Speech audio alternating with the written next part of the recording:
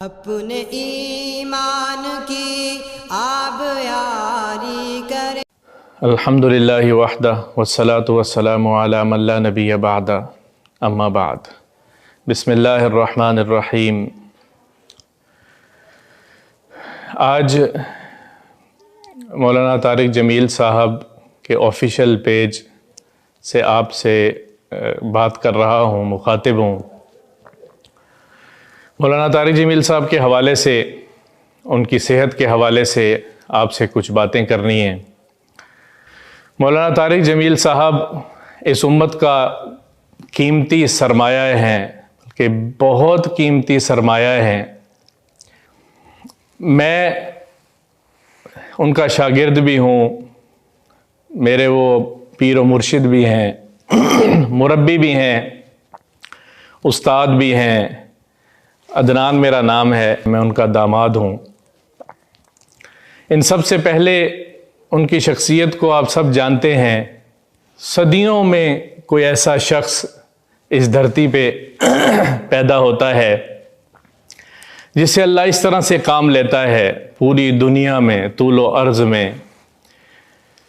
مولانا طارق جمیل صاحب کی زبان کو، ان کے کلام کو، ان کے بول کو اللہ نے ہدایت بنایا ہے۔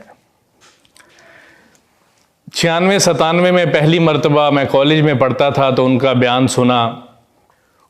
انہوں نے اللہ کو بولا، لا الہ الا اللہ کو بولا، تو لوگوں کے دلوں میں لا الہ الا اللہ کی عظمت کو بھر دیا، اللہ کی بڑائی کو بھر دیا۔ انہوں نے اپنے حبیب کی زندگی کو بولا تو ہم سب کی زندگیاں تبدیل ہوتی چلی گئیں۔ ہزاروں لاکھوں ایسے واقعات ہیں کہ صرف ان کے بیان سن کے ان کی زندگیاں تبدیل ہوئی ہیں۔ انہوں نے جنت کو بولنا شروع کیا تو یوں لگا کہ گویا میں اپنی آنکھوں سے جنت کو دیکھ رہا ہوں۔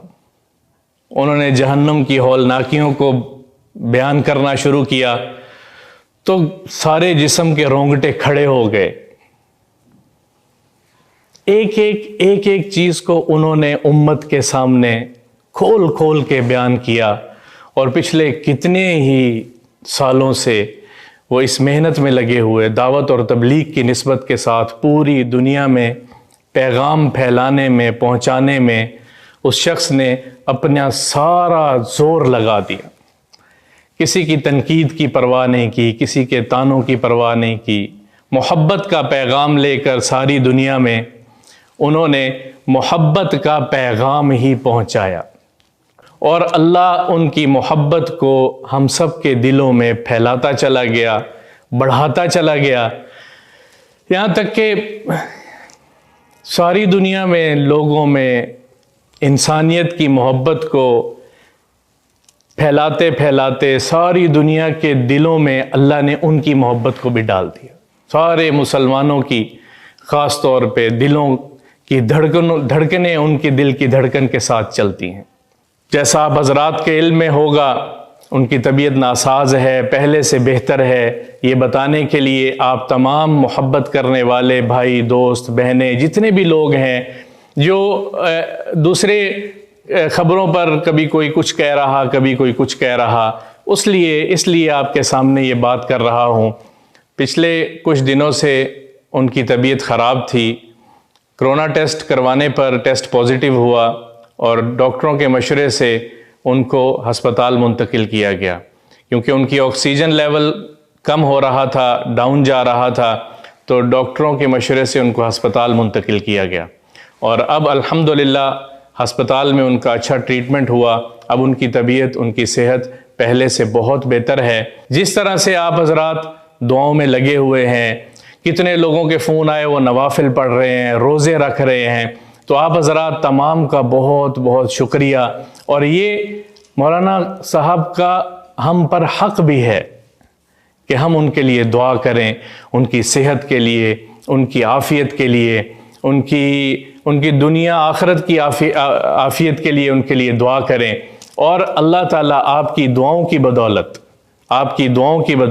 اور وہاں اطباء ڈاکٹر حضرات جو ان کی صحت میں لگے ہوئے ہیں، ان کا ٹریٹمنٹ کر رہے ہیں۔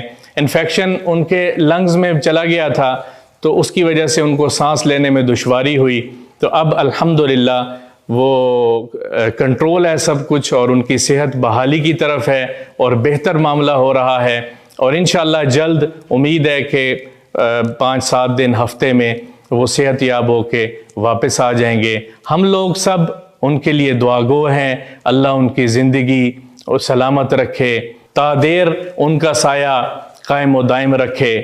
اور آپ سب بھائیوں سے بھی درخواست ہے کہ اس بیماری کو سنجیدہ لیں، سنجیدگی سے اس بیماری کو لیں، کیونکہ یہ ایک بیماری ہے اور اس کے مہلک اثرات بھی ہیں، تو اس میں ہم اپنے آپ کو محفوظ رکھیں، اپنے گھر والوں کو محفوظ رکھیں، اپنے بڑوں کو محفوظ رکھیں، پوری احتیاط کے ساتھ جو گورنمنٹ ہمیں احتیاط بتا رہی ہے، اطباء ڈاکٹر حضرات جو احتیاط ہمیں بتا رہے ہیں، ان تمام احتیاطوں کے ساتھ اپنے روزمرہ کے کام کریں، زندگی گزاریں، کیونکہ اس میں سے ہم نے نکلنا ہے۔ یہ ایک بیماری ہے، اللہ کی طرف سے آزمائش ہے، اللہ عافیت کے ساتھ اس آزمائش میں سے ہمیں نکالے اور اس کو ختم فرمائے۔ اپنے ایمان کی آب